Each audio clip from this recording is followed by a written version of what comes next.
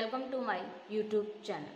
आपने अभी तक हमारे चैनल पर जो वीडियोस प्रोवाइड हुई हैं आपके लिए वो कॉलेज मैथमेटिक्स है। उसी सीरीज़ में आज हम एक नया चैप्टर स्टार्ट कर रहे हैं और एक नई क्लास का बैच स्टार्ट कर रहे हैं। वो है क्लास 11th के बैच के लिए। क्लास 11th का जो सिलेबस है वो CBSE पैटर्न पर मैं आपको बताऊंगी। CBSE पैटर्न में जो जो चैप्टर होंगे, जो जो टॉपिक्स होंगे उनको कवर अप जरूर किया जाएगा। आज हम स्टार्ट कर रहे हैं क्लास 11th का चैप्टर नंबर फर्स्ट, सेट्स। और सेट्स को पढ़ने के लिए सेट्स आपने बहुत कुछ, सेट्स का मतलब होता है समुच्चय, और समुच्चय के बारे में हम क्या पढ़ेंगे वो आज इस वीडियो में ज़रूर देखेंगे। आप हमारे चैनल पर बने रहें और अगर मैं जो जो पढ़ाऊँ वो आप अगर अच्छा लगे तो आप लाइक भी कर सकते हैं, कमेंट भी कीजिए। और इनके जो कुछ इंपॉर्टेंट पॉइंट्स हैं जो मैं नोट्स वाइज आपको पढ़ा रही हूँ, इनके नोट्स जरूर रूप से बनाएं ताकि आपको आने वाले एग्ज़ाम में आपका एम क्लियर हो सके। क्योंकि जब हम क्लास 11th के बारे में बेसिक नॉलेज लेंगे तो क्लास 12th के बारे में आपको बेसिक कॉन्सेप्ट दोबारा पढ़ने की ज़रूरत नहीं है, और 12th के बाद आपका जो भी एम रहता है वो आप क्लियर करने में आपको आसानी होगी। आइए स्टार्ट करते हैं। लेट स्टार्ट विद अपना chapter number first, sets. Chapter number first, sets में क्या क्या है, कुछ इंपॉर्टेंट पॉइंट्स है जो नंबर सिस्टम पर आधारित है। नंबर सिस्टम हमने 10th क्लास में पढ़ा था, वही नंबर सिस्टम है, लेकिन कुछ पॉइंट्स हैं जो हमें क्लियर करने होंगे क्योंकि क्लास 11th में इनके बिना आप कुछ भी नहीं कर सकते। Let start. नंबर सिस्टम में क्या क्या चीज़ें हैं, कौन कौन से पॉइंट्स हैं। सबसे पहले है नेचुरल नंबर। नेचुरल नंबर क्या होता है, n equal 1 2 3 4 up to infinity तक जाते हैं, ये होते हैं नेचुरल नंबर। सेकेंड है होल नंबर।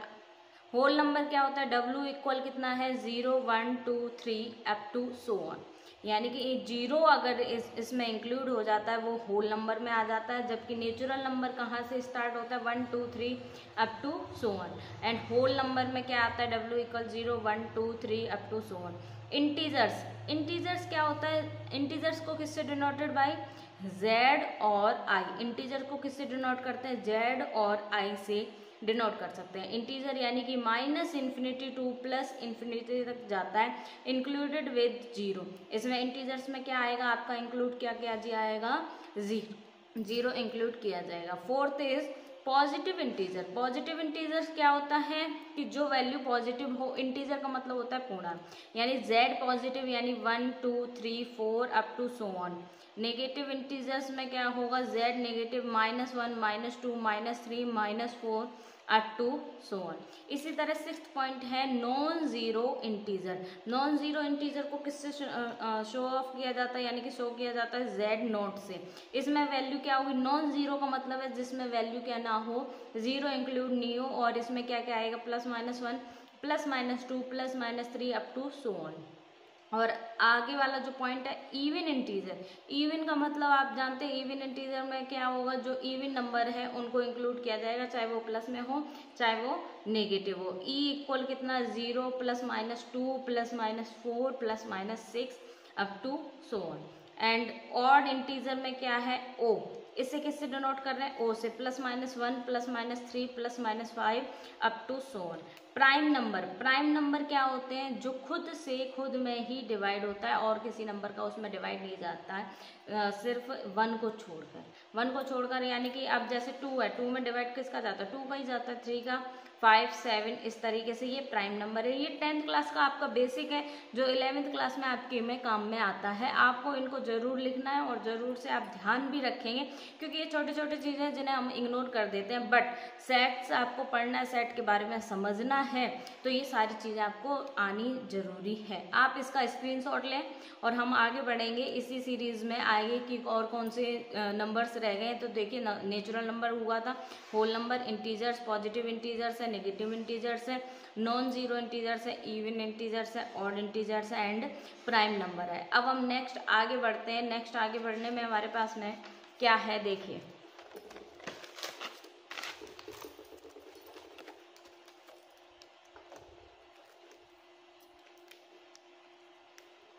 अब हमारे पास में आगे में क्या है, रेशनल नंबर है।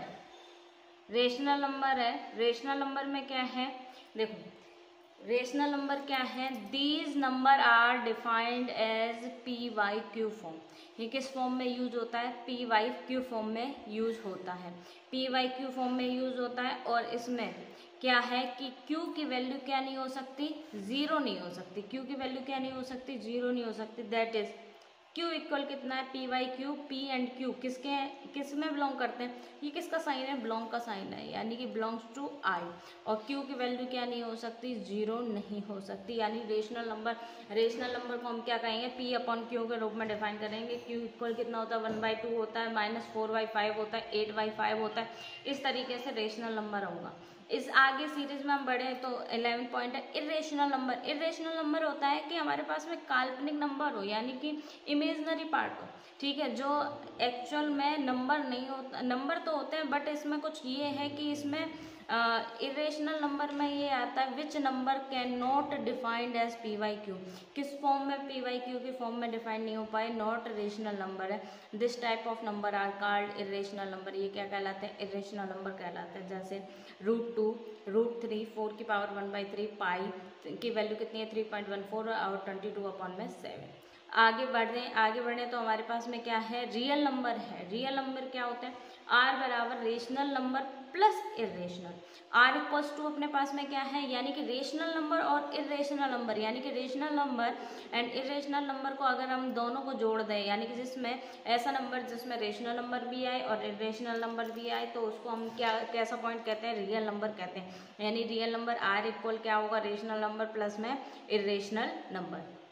Next is imaginary numbers. Imaginary number होते हैं कि हमें रूट में नंबर तो होंगे ही होंगे बट वैल्यू नेगेटिव होगी, और नेगेटिव का कभी भी रूट नहीं आता, इसलिए इसको इमेजनरी नंबर कहते हैं। रूट -3 की पावर 1/4, रूट में -5। अब -5 इज यूनिटरी इमेजनरी नंबर। ये कैसा है? एक यूनिटरी इमेजनरी नंबर है।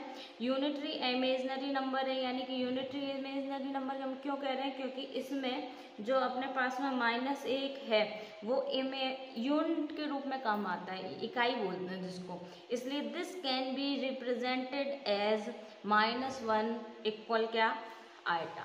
-1 की पावर क्या है? यानी कि -1 की पावर इसको 1/2 बोलेंगे और इसको क्या बोलेंगे? आयटा के रूप में शो ऑफ करते हैं। आपको जानते होंगे कि आयटा क्या है? नहीं जानते तो आपको 11th क्लास में पढ़ने को मिलेगा। अब हम नेक्स्ट आगे बढ़ते हैं। अपने पास में क्या क्या टॉपिक है देखिए। अब देखिए इसमें क्या है? Sets and their representation. Sets में क्या है? सेट्स क्या है और उसके रिप्रेजेंटेशन क्या है? आज से हम ये स्टार्ट कर रहे हैं। 11th क्लास का चैप्टर है पहला, फर्स्ट सेट्स, और सेट्स के साथ में उसका देयर रिप्रेजेंटेशन। सेट होता क्या है? आपने बहुत सारी चीज़ों के बारे में पढ़ा होगा। Dinner set, cooking set, makeup set, dress set, मतलब बहुत तरीके के सेट्स पढ़े होंगे। क्या आपने 11th क्लास के चैप्टर पढ़े हैं सेट्स के बारे में? अगर आप 11th क्लास सेट्स पढ़ते हैं तो जो 12th क्लास का फर्स्ट चैप्टर है वो भी आपको धीरे धीरे क्लियर हो जाएगा, और आपका बेसिक मजबूत होना जरूरी है। तो लेट स्टार्ट सेट्स। सेट्स क्या होता है?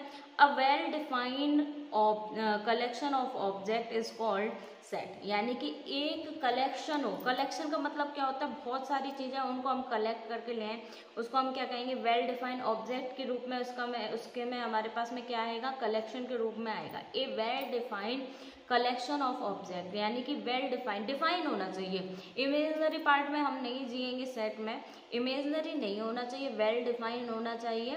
कि सेट कैसा होना चाहिए? वेल डिफाइंड होना चाहिए और ग्रुप के रूप में होना चाहिए, यानी पेयरिंग के रूप में नहीं कह सकते। उसमें 2 या 2 से अधिक लोगों का होना या सामान का होना या ऑब्जेक्ट्स का होना कंपलसरी होता है। वैसे सिंगलटन सेट भी आएगा आपको कि सिंगल वैल्यू है तो भी, लेकिन हमें एक तरह से ध्यान रखना, सेट का मतलब होता है एक तरह से ग्रुप यानी कि समूह।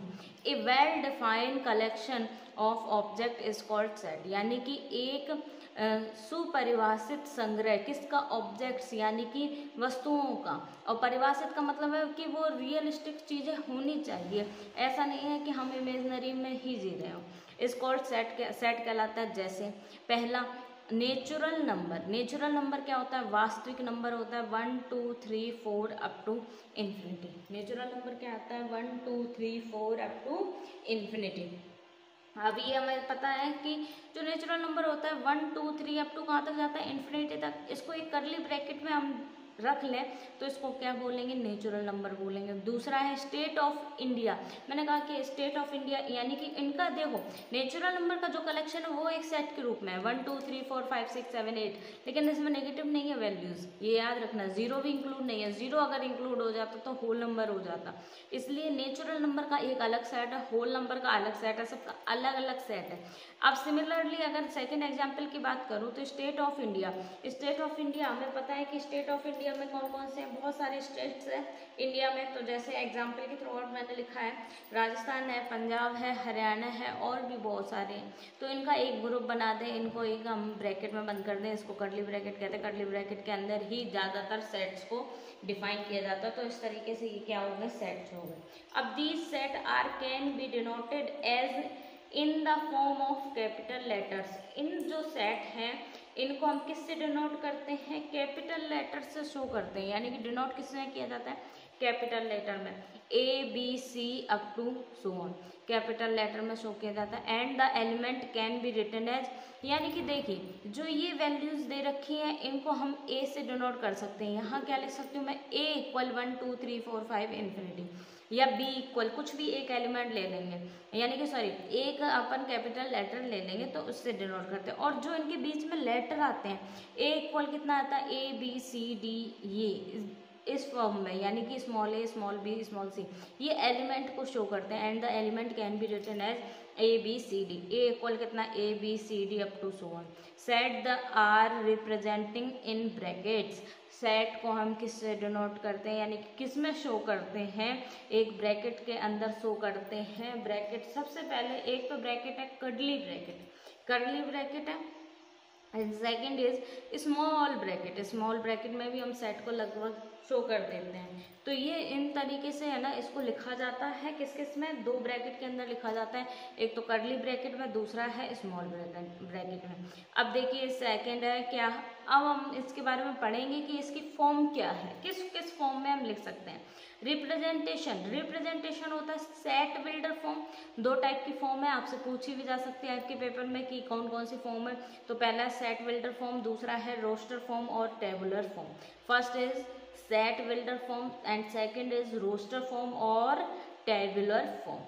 First set builder form, set builder form का मतलब मीन्स क्या है कि सेट बिल्डर हम लैंग्वेज से समझ रहे हैं, यानी कि सेट करो, बिल्ड करो, क्या करो, लैंग्वेज में के रूप में हम जिस फॉर्म को लिखते हैं वो सेट बिल्डर फॉर्म कहलाती है। और रोस्टर फॉर्म होता है जिनको हम सिर्फ न्यूमेरिकली डिनोट करें, सिर्फ है ना उसमें कोई लैंग्वेज नहीं हो तो उसको रोस्टर फॉर्म कहते हैं और टेबुलर फॉर्म भी कह सकते हैं।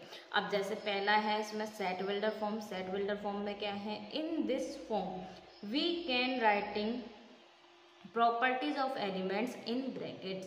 इस जो फॉर्म है इसमें हम किसको, इनकी प्रॉपर्टीज को डिनोट करेंगे, किसमें, एलिमेंट्स की प्रॉपर्टीज को डिनोट करेंगे और किसमें डिनोट करेंगे हम, ब्रैकेट में। जैसे एग्जाम्पल के थ्रू आउट समझिए, एग्जाम्पल में क्या है, ए इक्वल है x such that x is A vowel of English alphabet. English में जो अल्फ़ाबेट होते हैं एक्स क्या है, वॉवेल होते हैं। तो ये तो होगी सेट बिल्डर फॉर्म। यानी कि देखिए फिर से समझिए, सेट बिल्डर फॉर्म में लैंग्वेज होगा तो ब्रैकेट चाहे स्मॉल ब्रैकेट हो चाहे कर्ली ब्रैकेट हो, आप एक यूज कर सकते हैं किसी भी तरीके से। मैंने जैसे ए इक्वल स्मॉल ब्रैकेट लिया है तो यहाँ पर एक्स जिसको हम डिफाइन कर रहे हैं यानी कि एलिमेंट को हमने डिफाइन किया एक्स, यहाँ पर आएगा साइन सच दैट का साइन आया। इसके बाद इसी एक्स की प्रॉपर्टीज लिखेंगे, लिखा ना, properties of element, writing properties of elements. इस एक्स की क्या प्रॉपर्टी है, तो कह रहा है कि एक्स सच दैट, एक्स की प्रॉपर्टी क्या कह रही है, x is A vowel, x क्या है, एक वोवेल है ऑफ इंग्लिश अल्फ़ाबेट, किसका है, इंग्लिश अल्फ़ाबेट का एक वोवेल है। अब second is roster form, roster form क्या कह रहा है, रोस्टर फॉर्म होता है सिर्फ न्यूमेरिकली उसको डिनोट करना, न्यूमेरिकली हम डिनोट करेंगे। In this form we can writing elements are separated by commas and enclosed within brackets. In this form, इस फॉर्म में वी कैन राइटिंग हम लिख सकते हैं, क्या लिख सकते हैं, एलिमेंट्स आर सेपरेटेड, एलिमेंट्स को सेपरेट किया जाता है बाय कॉमास, यानी कि कॉमा लगा के हम सेपरेट कर सकते हैं, and enclosed with in brackets, और किस में बंद कर सकते हैं हम इसको, ब्रैकेट्स में बंद कर सकते हैं। तो देखिए सबसे पहले हमने पढ़ा सेट की डेफिनेशन, आपको याद होनी चाहिए कि किस तरीके से सेट को रिप्रेजेंट करते हैं, ये भी पता होना चाहिए कि हम इनको ब्रैकेट्स में लिखते हैं, और रिप्रेजेंटेशन यानी कि इनकी फॉर्म क्या क्या है, एक तो सेट वेल्डर फॉर्म है और रोस्टर फॉर्म है, क्योंकि इन पर एग्जाम्पल और प्लस में आपकी एक्सरसाइज भी बनी हुई है कि सेट वेल्डर फॉर्म क्या है, रोस्टर फॉर्म क्या है। अब आप इसका स्क्रीनशॉट जरूर लें और हमारे साथ में आप इसके नोट्स भी प्रॉपर बनाते रहें।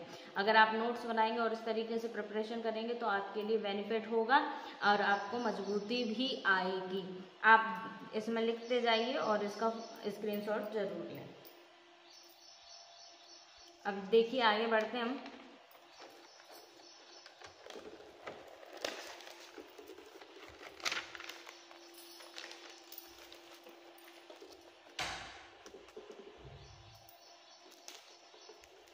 अब देखिए अभी हमने थोड़ी देर पहले एक उसमें पढ़ा था कि सेट वेल्डर फॉर्म क्या है और रोस्टर फॉर्म क्या है। रोस्टर फॉर्म में देखिए रोस्टर फॉर्म और सेट वेल्डर फॉर्म में हम उसकी प्रॉपर्टीज को लिखते थे, सेट वेल्डर फॉर्म में हम उसकी क्या लिख रहे थे, प्रॉपर्टीज को लिख रहे थे, लेकिन रोस्टर फॉर्म में उसके न्यूमेरिकल को लिखेंगे। तो इसमें क्या है, न्यूमेरिकल का जो अभी हमने एग्जाम्पल देखा था कि वॉवेल्स होते हैं, तो वॉवेल्स में एग्जाम्पल है A=A, E, I, O, U, यानी कि अब देखिए इसमें क्या है कि न्यूमेरिकल फॉर्म में क्या है A, E, I, O, U। Important point है, in this set elements are not repeated, कि यहाँ इसमें एक इम्पॉर्टेंट पॉइंट बहुत स्टार मार्क करके रखना जरूर कि इम्पॉर्टेंट पॉइंट क्या है, in this set elements are not repeated, इसमें जो होंगे एलिमेंट्स कभी भी रिपीटेड नहीं होंगे।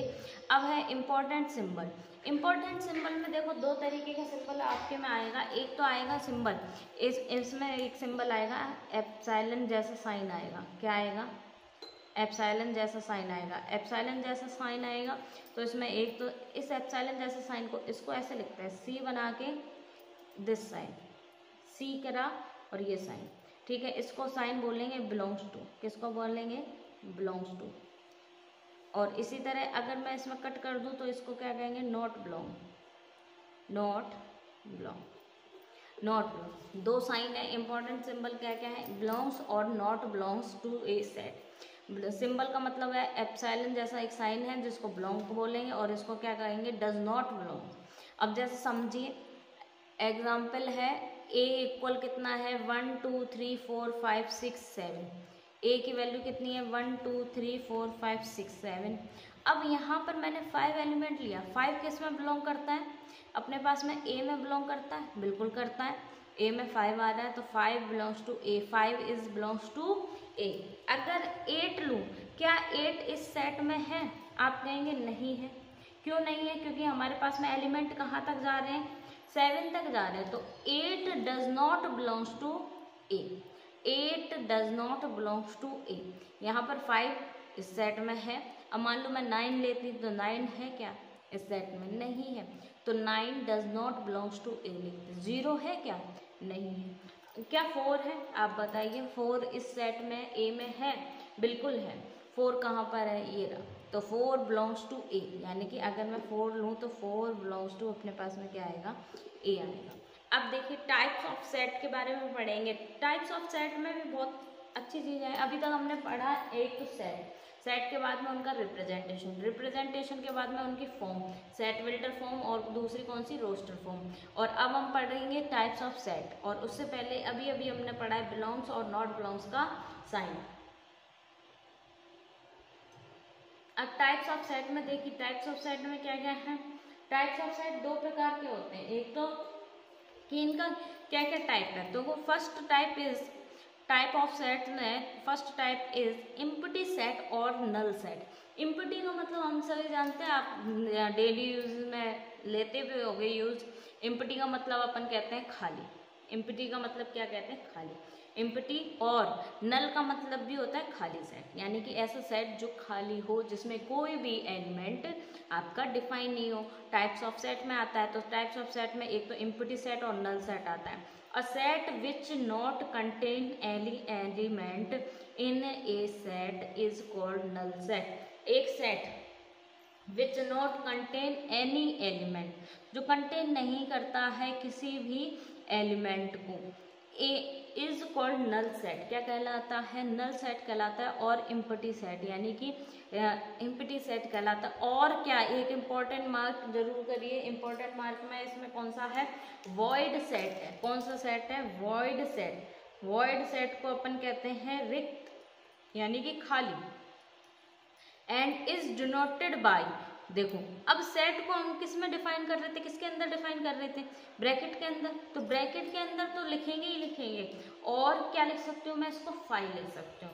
यानी कि इम्पटी सेट ऐसा सेट जिसमें कोई भी एलिमेंट डिफाइन नहीं हो, उसको इम्पटी सेट कहते हैं। जैसे किसी भी ब्रैकेट के अंदर कोई भी वैल्यू ना लिखी हो, इसको हम किससे डिनोट कर सकते हैं? फाई से। अगर मैं कहूँ फाई लिख दें इस ब्रैकेट के अंदर, क्या ये इम्पटी सेट है? क्या ये इम्पटी सेट है? नहीं है, ये इम्पटी सेट नहीं है, क्योंकि ये एलिमेंट के रूप में काम में आ रहा है, एक एलिमेंट के रूप में काम में आ रहा है, तो ये इम्पटी सेट नहीं होगा। अभी आगे आएगा तो मैं आपको बताऊंगी।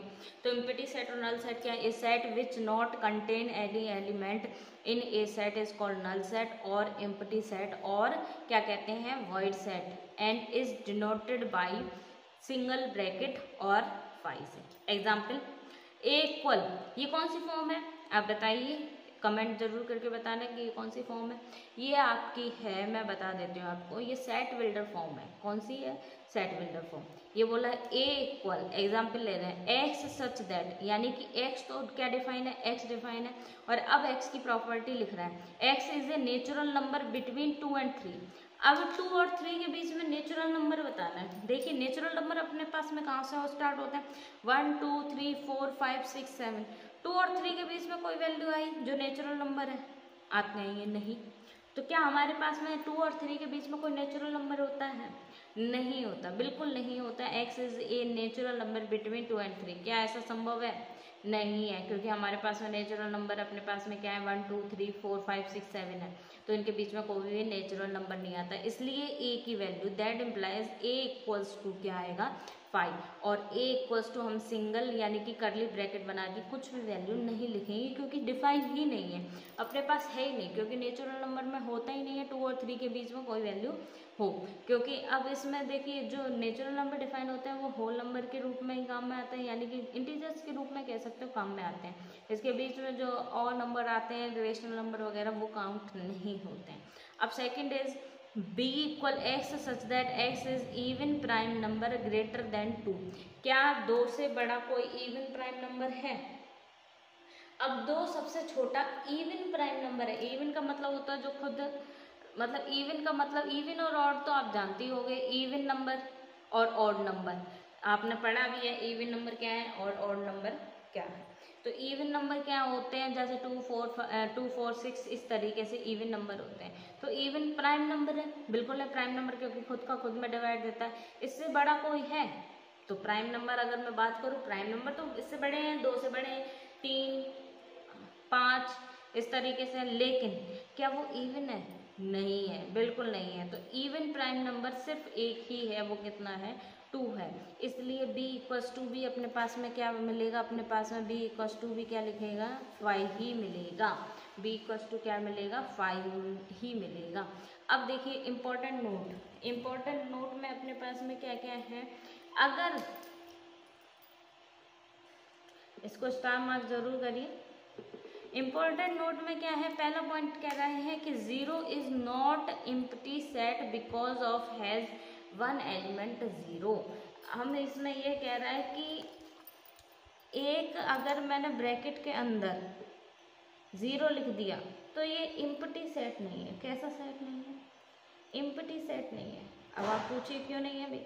क्योंकि 0 तो एक होल नंबर में आ रहा है, ठीक है, होल नंबर में आ रहा है, 0 को कोई वैल्यू तो है, हमारे पास सबसे ज़्यादा सबसे पहले खोज किसकी हुई थी, जीरो की हुई थी। तो जीरो एज ए नंबर तो यूज होता ही है, और वो भी सेट के अंदर लिख दिया जाए तो क्या वो सेट एम्प्टी सेट रहेगा, बिल्कुल नहीं रहेगा।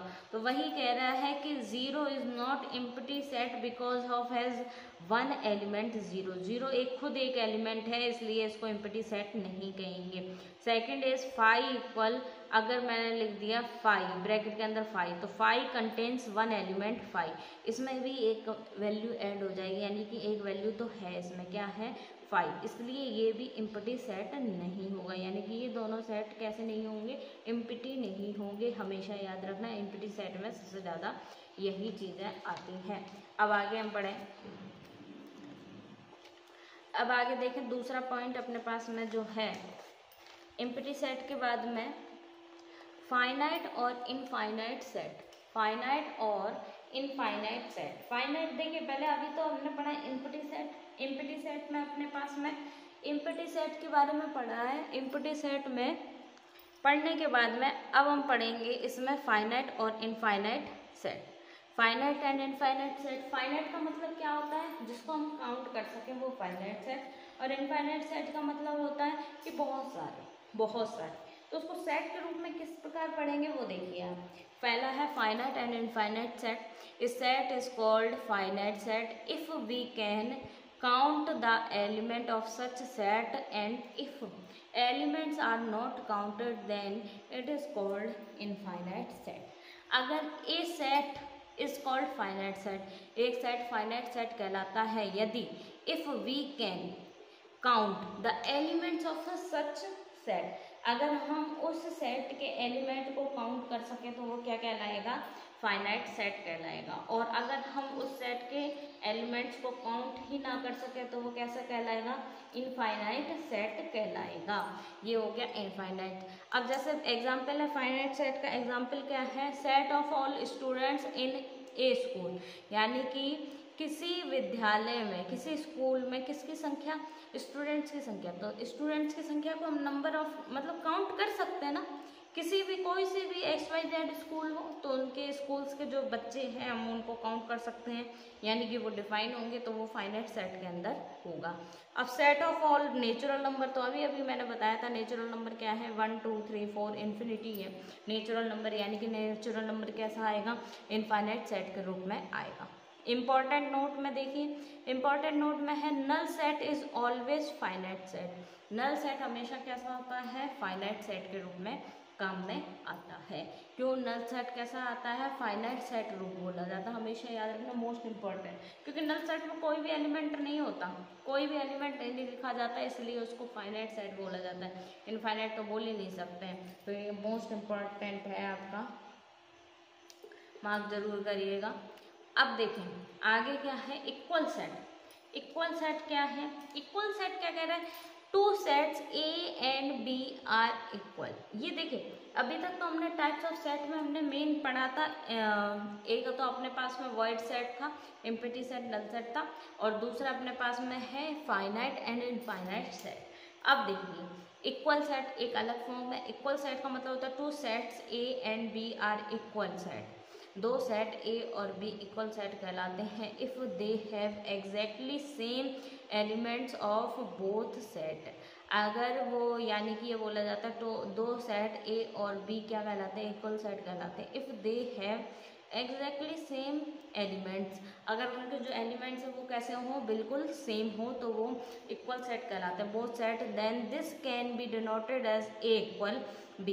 इनको क्या बोलेंगे, ए इक्वल रूप में लिखेंगे बी, यानी कि जैसे कि ये बोला नंबर ऑफ एलिमेंट्स नहीं, ए इक्वल 2 और 3 है, बी इक्वल भी 2 और 3 है, तो नंबर ऑफ एलिमेंट्स नहीं, बट इनके अकॉर्डिंग जो लिखे हुए एलिमेंट्स हैं ये इक्वल होने चाहिए। ए इक्वल क्या है, B.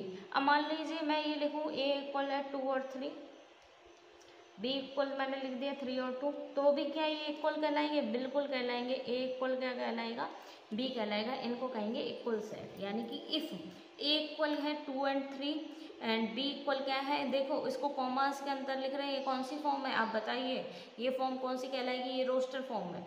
And B is the set of prime factor of 6, यानी कि 6 के प्राइम फैक्टर क्या क्या होते हैं, 3 और 2। यानी कि b इक्वल कितना है 2 3 लिख सकते हैं, 2 3 या 3 और 2 लिख सकते हैं। तो क्या ये दोनों बराबर है? बिल्कुल हाँ, ये दोनों बराबर है। इफ a इक्वल 2 और 3, b is the set of prime factor of 6, यानी कि 3 और 2, यानी कि b इक्वल 2 और 3 आ गए, a equal b। Otherwise it is set to be unequal set. इसके अलावा इनको क्या कहेंगे हम? अनइक्वल सेट के रूप में डिफाइन कर देंगे अगर वो इक्वल नहीं है तो। इक्वल का मतलब है कि उसमें नंबर ऑफ एलिमेंट्स नहीं है, बल्कि उनमें जो कॉरस्पॉन्डिंग एलिमेंट्स है वो इक्वल होने चाहिए। 2 3 4 5 6 आने ही चाहिए अगर मैंने 5 6 तक लिए हैं एलिमेंट तो। अब जैसे सिंगलटन सेट के बारे में होता है, सिंगल का मतलब क्या होता है? Single value. सिंगलटन का मतलब क्या होता है? Single value. यानी singleton set, a set which contain only one element is called singleton set. एक सेट जो कि सिर्फ और सिर्फ एक ही वैल्यू कंटेन करे वो उसको क्या कहेंगे? सिंगलटन सेट कहेंगे। जैसे a इक्वल कितना है 2, इसमें सिर्फ कौन सी वैल्यू आ रही है? एक ही वैल्यू आ रही है, तो उसको कहेंगे सिंगलटन सेट। क्या कहेंगे हम? सिंगलटन सेट कहेंगे। जिसमें ऐसा सेट कर्ली ब्रैकेट के अंदर ऐसी वैल्यू जिसमें सिर्फ एक ही वैल्यू आती हो उसको हम क्या कहेंगे? सिंगलटन सेट बोलेंगे। a equal 2। अब यानी कि सिंगल वैल्यू किसी भी कर्ली ब्रैकेट के अंदर यानी कि सेट की फॉर्म में सिर्फ सिंगल वैल्यू लिखना सिंगलटन सेट है। क्या 0 सिंगलटन सेट है? बिल्कुल हाँ। क्या 0 फाइनाइट सेट है? बिल्कुल हाँ। 0 कैसा एक एम्प्टी सेट है? नहीं, 0 एम्प्टी सेट नहीं है, याद रखिएगा। तो सिंगल वैल्यू a इक्वल 2 जैसे है तो a singleton set, a set which contains only one element is called singleton set. Example है a इक्वल 2, यानी कि ये हो गया सिंगलटन सेट। अब आप इसका स्क्रीनशॉट लें और हम आगे बढ़ेंगे। अभी तक हमने जो फॉर्म पढ़ी है वो आप इसके प्रॉपर इसी तरह नोट्स बनाएं और अपनी तैयारी को बेहतर करें। और एनसीईआरटी के मैं थ्रू आउट आपको बता रही हूँ कि एनसीईआरटी के जो बुक में एग्जाम्पल्स वगैरह हैं आपके टेक्स्ट बुक में, वो सब मैं आपको कंप्लीट करवाऊँगी। अब नेक्स्ट बढ़ते हैं, इसके कुछ एग्जाम्पल हैं। तो एग्जाम्पल के रूप में हम क्या क्या पढ़ेंगे वो देखिए।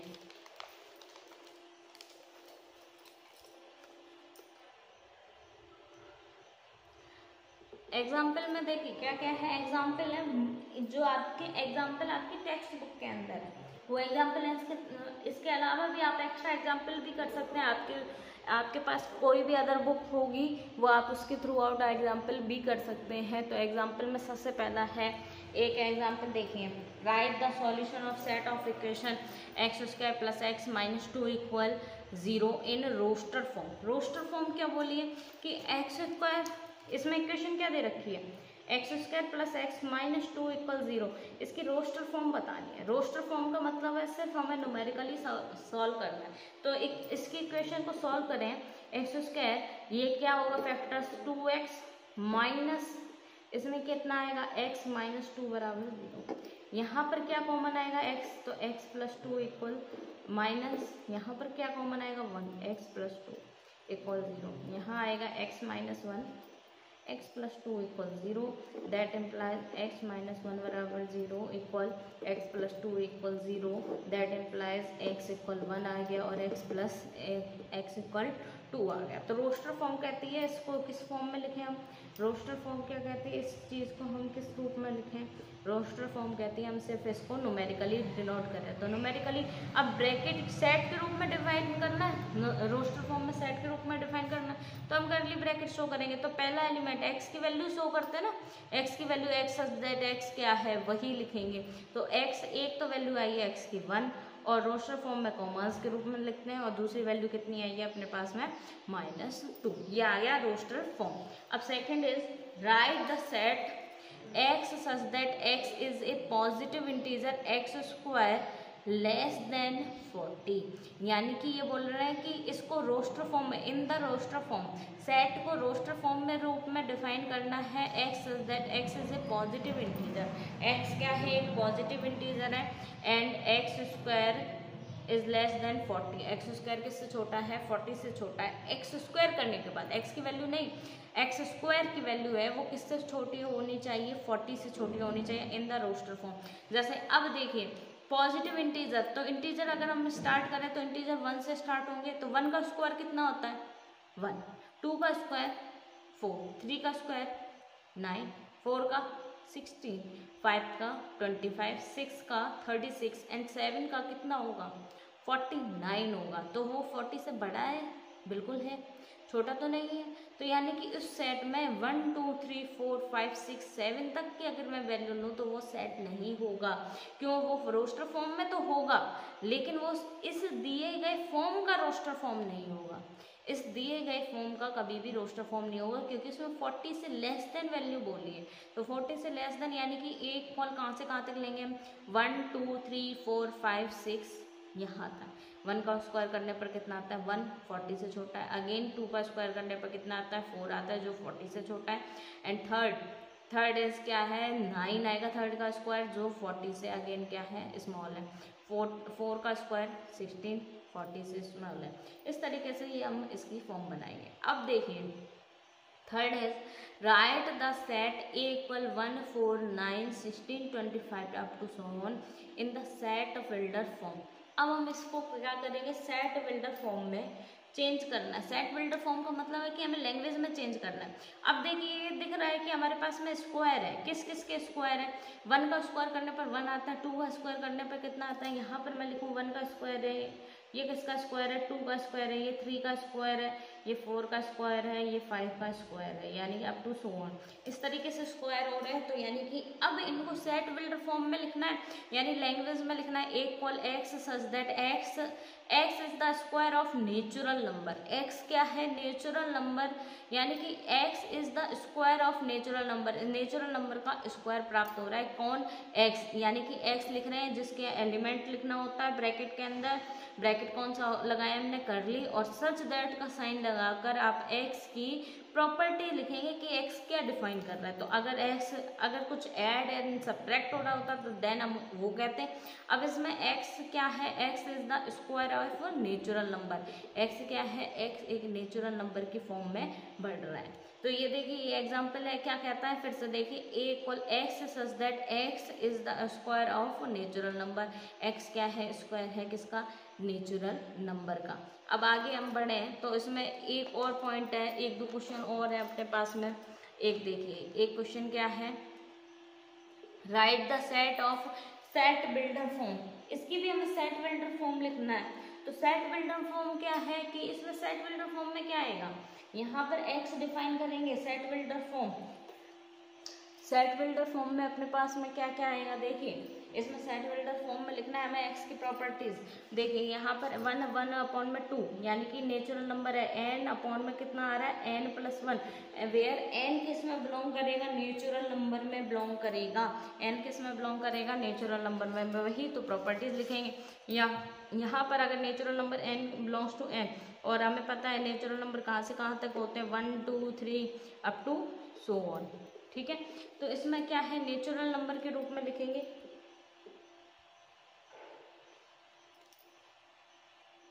एक a लिख लो।